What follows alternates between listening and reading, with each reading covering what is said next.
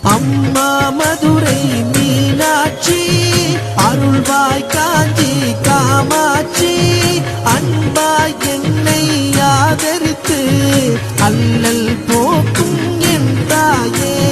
அன்னை தேவி பராசக்தி, என்னை படைத்தது உன் சக்தி. வாழ்வை தந்து வளம் தந்து வாழ்க்கை கடலில் கரையேற்று